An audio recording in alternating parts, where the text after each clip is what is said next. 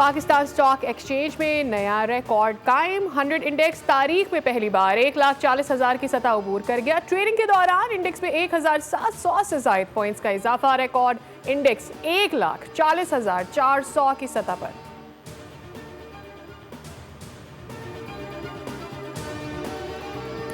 کراچی سمیت سندھ بھر میں آج سے بارشوں کی پیشگوئی، سکھر، نواب شاہ، تھرپارکر، لاڑکانہ، شکارپور، بدین میں بادل برسیں گے۔ محکمہ موسمیات کے مطابق اسلام آباد، پنڈی، لاہور اور فیصل آباد میں بھی آج برکھا رود کا امکان۔ کشمیر، گلگت بلتستان میں بھی مزید بارشیں متوقع۔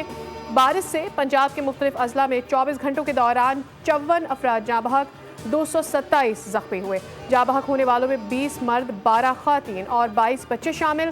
این ڈی ایم اے کے مطابق 85% سے زیادہ اموات مکانات گرنے کے باعث ہوئی۔ سب سے زیادہ اموات لاہور اور فیصل آباد میں ہوئی۔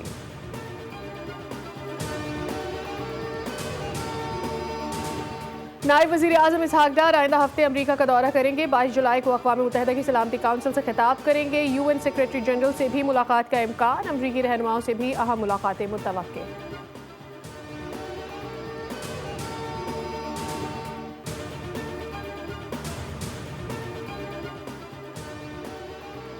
اسرائیلی حملے بے لگامی اور جواب دہی کے فقدان کا نتیجہ ہے۔ اسرائیل، شام، غزہ، لبنان دیگر ریاستوں کی خود مختاری پامال کر رہے ہیں۔ اقوام متحدہ میں پاکستان کے مستقل مندوب عاصم افتخار کا شام کی صورتحال پر بیان، کہا اسرائیلی حملے شامی ریاستوں و اداروں کو کمزور کر رہے ہیں۔ شام کو اس وقت جارحیت نہیں، حمایت کی ضرورت ہے۔ پاکستان شامی عوام کے ساتھ مکمل یکجہتی کا اظہار کرتے ہیں۔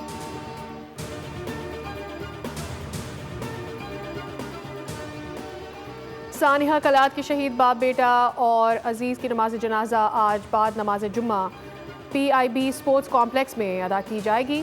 مارٹن کوارٹرز میں سوگ کا سماں۔ قوال ندیم صابری کا کہنا ہے کہ ہمارے 3 بھائی شہید ہو گئے، دیگر ساتھی زخمی ہیں۔ پاکستانی قوالوں کو تحفظ فراہم کیا جائے اور دہشت گردی کے اس واقعے میں جاں بحق ہونے والے افراد اندروناک قتل کے در پردہ عناصر کو کیفر کردار تک پہنچایا جائے۔